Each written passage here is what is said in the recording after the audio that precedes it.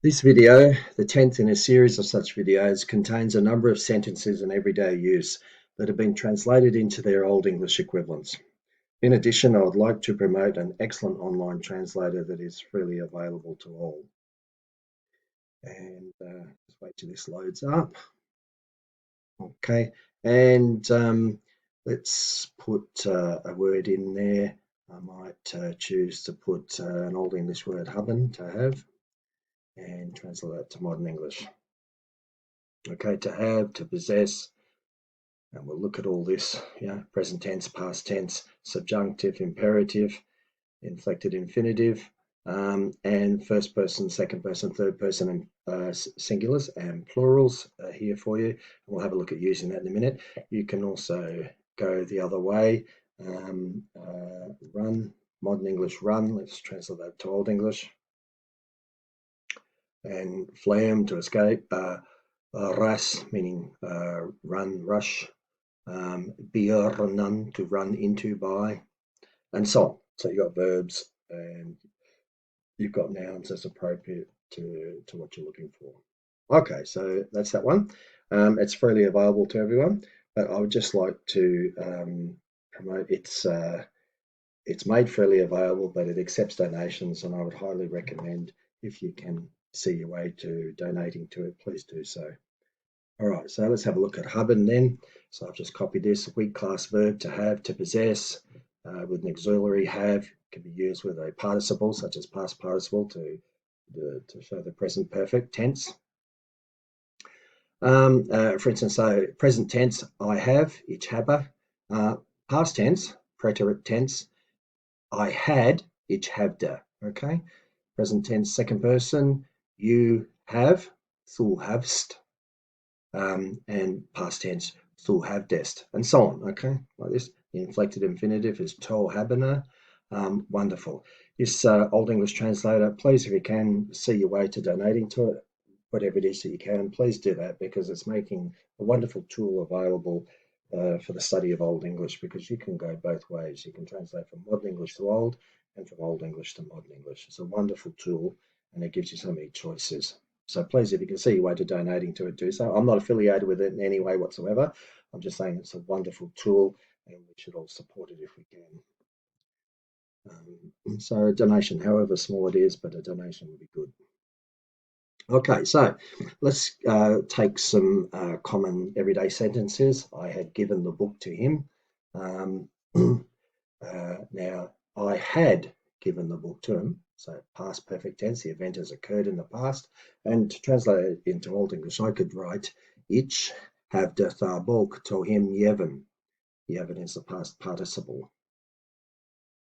Okay, so have is first person singular, past tense. Ich have the, I have the book to him given. And in this case, the given there is the past participle. So this is an action completed in the past. Also, that's not the only word order we can have to say the same thing. There are many different word orders. So I've just given you the neutral word order, or the first one, the standard one that comes up, okay? As we do in modern English, subject, verb, other objects, and so on. And in Old English, you'd have the subject, the conjugated first verb, the objects involved, the direct object, the accusative, the indirect object, the dative here, and then second and third verbs, fourth verbs, if there are any, go to the end. The second verb goes to the very end. If there were a third verb, it would go second last. If there were a fourth verb, it would go third last, and so on. Okay. Permissible word orders. Well, okay, here's the one I've just given you, but here's another one. Jeven havde ich tharbok to him. This one emphasizing the action of given, the past participle, completed in the past. Okay, it's emphasizing the given. So the given part's gone first. Given have I the book to him. To him have the ich tharbok jeven, emphasizing the recipient to him. Notice when you want to emphasize something, you're going to put it to the front of the sentence. So, to him have the ich tharbok jeven. I want to emphasize the book itself. So, tharbok have the ich to him jeven. The book have I to him given. Okay. Let's say we want to emphasize both the recipient him and the action jeven. So, him have the ich tharbok to jeven. Okay, emphasizing him and the given part. This one here emphasizing him and the action Yevon. So him havde ich Yevon tha bulk to. You've got that case of the stranded preposition at the end. All these word orders are acceptable. And I say with him, him is the dative, but it can be the singular him or it can be them. Context then reveals which one it is. Now, in this sense, if you look at the modern English one, I meant singular to an individual, to a male individual, to him. But in Old English, that could be the singular, him, he, as in, or it could be them, the plural. So again, just context tells you which is appropriate. Okay, they're the different word orders you have depending on what you want to emphasize. So it's not all subject, verb, direct object, indirect object, and then other verbs. It can be, often, look, you can see havde is in the second place. The conjugated verb's in the second place. Havde, second place, second place, second place. Even though there's two words there, havde is still the second place. Him, havde is the second place. Here, havde is the second place, all throughout. Okay, it's the other objects that can move. Okay, so there is that verb second always, but the other objects can be moved according to what you want to emphasize. All right. Okay, let's talk about the second person now. Thu havdes tha bok to him Yevon. So you had given the book to him. We're talking about the past now. You had given the book to him. He, hit, heo havde tha bok to him Yevon. He, it, she had given the book to him. We, ye, here have done tha bok to him Yevon. We, you, plural, that's two or more. They had given the book to him. Okay, so it's clear, had, it clearly signifies it's in the past. Let's have a look at a bit of a different tense now, something that's a bit more present and perhaps still ongoing or still relevant to the present. So I have given the book to him. That's different to I had given the book to him. I have given the book to him. It's something more centered on the present and connected with the present. Okay, so it suggests the past because I have done it, but it suggests it's still connected to the present. You can call that the present perfect tense. This event has occurred in the past, but it's still relevant to the present. Whereas before we had the past perfect tense. Now we have the present perfect tense. Ich habe tha bok to him Yevon. I have the book to him given. Thu havst, thu havast, so havst or havast tha bok to him Yevon. You have given the book to him. He, hit, heo havath tha bok to him Yevon. Slight different pronunciation there. Haveth, haveth, havath. There's a clear second A in there. Ha, the, havath. Tha bok to him Yevon. He, it, she has given the book to him. We, ye, here, habath tha bok to him Yevon. So we, you, they have given the book to him.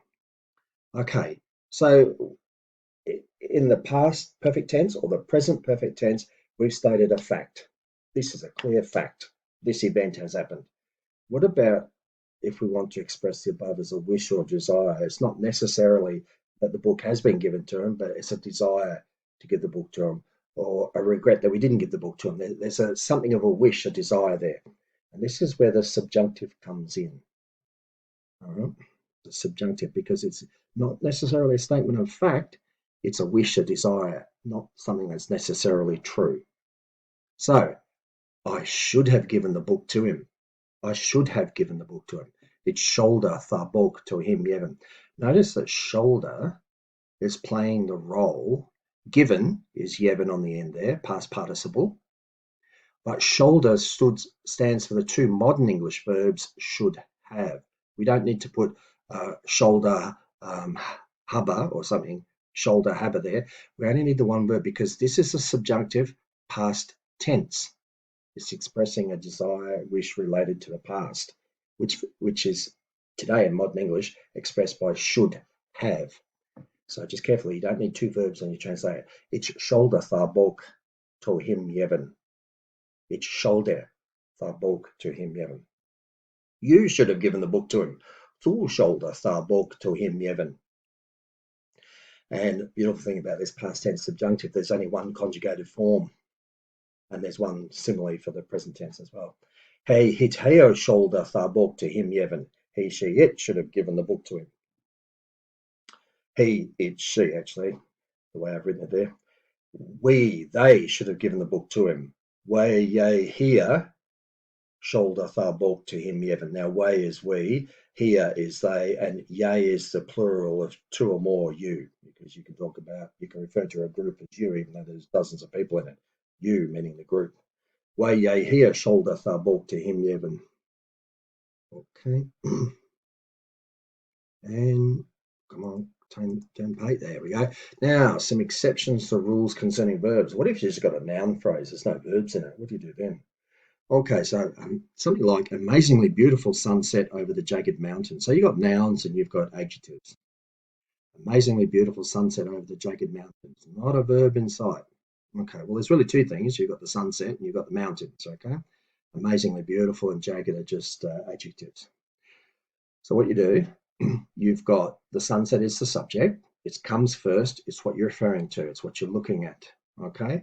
Secondary to that, suggested by the preposition there, is that it's over some jagged mountain. So, under Lichfire Sunun settled gang over Thayakurnadan Muntas. Okay. So, wonderful, amazingly beautiful sunset over the jagged mountains. See that sunset there? Isn't that wonderful? Sunun settler gang. Sunun settler gang. Beautiful, isn't it? Fire and wunderlich. Okay, over the Yukurnodan Muntas. Beautiful, yeah? Okay, now, I've dealt with this one before. I'm just going to briefly go over it again. In the last video, I got a little bit cut off when I was with this one. So from the Anglo-Saxon Chronicle for the year 894, I forget which version it is. I've used it in a past video. The king had split his army into two so that they were always stationed at home, half outside, except for the men who had to guard the towns. Now, underlined are subordinating conjunctions or words acting to that effect. Blue is the accusative, the direct object of the verbs. Split into is tonumen, and havda, had. Okay, I'll talk about that in a minute. Green is the dative. Okay, and had to guard, held and sholden. Had to is sholden, past tense. And held on to guard was is held on. Okay, so here the king. Now you notice the verb starts havda sekuning. This is a statement. It's a clear, by sticking the verb first instead of in its usual second place, it's making a clear statement. So verb first comes in statements, commands, directions, and so on. Okay, something that's very clear. Abda sakuning is fear. I'm exaggerating a bit there, but when you want to make a command or a statement, the verb goes first, like be quiet. Notice in modern English, we still put the verb at the beginning, be, and then we put quiet. Go to the action. So same thing here. The Anglo-Saxon Chronicle is declaring the king had to split his army into two. Okay, so Havder Sakuning his fear on two tonumen swathat here waren simle halda at harm sorry helda ute butan tham monum thertha burcha heldan sholden. Okay, now notice here the rules being followed. In this clause here, you have the subordinating conjunctions, like that, so that, they, the subject, verb in the second place. So subject first place, verb second place. The subordinating conjunction is just connecting this clause to this one. That's its role. Subject remains in the first place here, verb in the second. Now, what I should have said there is actually swathat is actually acting as a coordinating conjunction because it's preserved the word, it preserves the normal word order. Notice down the bottom here in this last clause here, this is a subordinating conjunction. Sorry, I keep mixing up those words. A subordinating conjunction because it's throwing the verbs to the end. Okay, it's adding extra information, except those men who the town had to guard. Okay, whereas here, subject first, and the verb has not gone to the end. It's in the second place. So that in this case, even though it looks like a subordinating conjunction, is acting as a coordinating conjunction. Similar is an adverb always. Held is to stationed, hold, in this case means stationed. And at home, right, is what it looks like. Half outside, meaning half at home and half away. And that is acting as subordinating clause there, even though there's no subordinating conjunction. There's a clear subordinating conjunction here, which tells you to put the verbs to the rear. In subordinating conjunctions, verbs go to the end. In coordinating conjunctions, the same rule applies. You'll have one verb in the second place, unless it's a statement or command, like in the first clause here, where have to goes to the front instead of after secunding. And then waren is in the second place here. So this is acting as a coordinating conjunction because it doesn't change word order. It preserves the same word order as the standard clause, as a standard independent clause. And whereas a subordinating conjunction throws all the verbs to the end. Okay, that's what I wanted to say there. Next one. Subject, we've been through that before. Who or what is completing the action of the sentence. Verb, the action being performed. Direct object, who or what is connected with the action of the verb. Indirect object, who or what the action is done for. Okay, so John, the subject, kicked the verb, the ball. So John kicked the ball. So John is the subject, kicked is the verb, the football is the direct object. And then at the end, we have the indirect object. So John kicked the ball to Sarah. The football is the direct object of the action of the verb. Okay, what's all this done for? The indirect object, which in this case is Sarah. So keep that in mind because I want to show you something now shortly. Okay, so John's subject, kicked is the verb here. In blue is the accusative, which is the direct object, and that is the object that is the recipient of the verb, of the action of the verb. In this case, the ball is kicked. And then what's it done for? It's the indirect object, which is the beneficiary of all this, and that is in the dative, and that is Sarah in this case here. Okay, so nominative subject, conjugated verb, direct object, accusative, indirect object, dative in the dative case. Okay, so have a look at this modern English sentence. I drive my wife in the morning with the car to work because of the rain. All right, let's have a look at this. So, I drive min wife. So my wife is the accusative object here. Mean is the genitive, so my, but wife is the direct object. Notice she's in blue here. She's the direct object of the action of the verb. So she's the one that's driven. I'm the subject. I drive the direct object, my wife.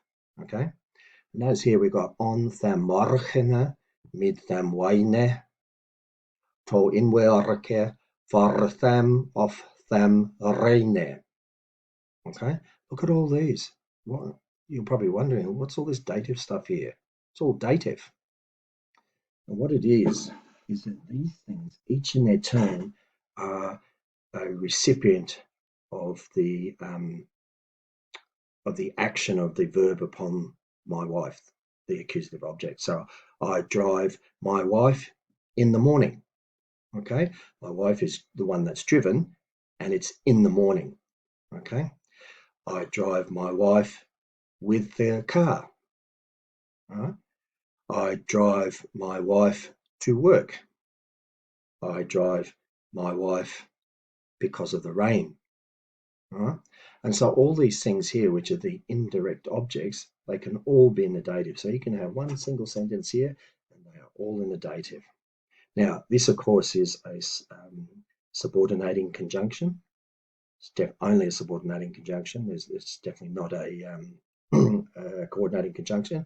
It is a subordinating conjunction. So this is a different clause here. However, and there's no subject in here, there's no direct object, there's nothing. It doesn't have it because the subject is unexpressed. It's me. I am still the subject.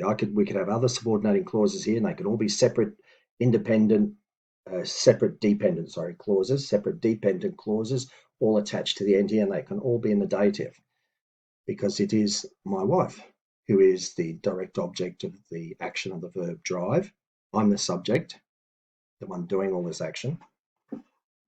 Okay, and the morning, the car, the work, the rain, they're all indirect objects for which this action by the verb upon the accusative upon the direct object, the accusative object is happening. All right, I drive my wife in the morning. I drive my wife with the car. I drive my wife to work. I drive my wife because of the rain. Okay, so all these things here can be in the dative. Nothing wrong with that. They can all be, and these three here, them morgenen, them wijne, and inwerke, are all within the one clause. For them is a subordinating conjunction. This is a dependent clause here, but it doesn't need the subject explicitly expressed in it because it relates back to the subject at the beginning of the clause beforehand, at the very first clause in the whole sentence.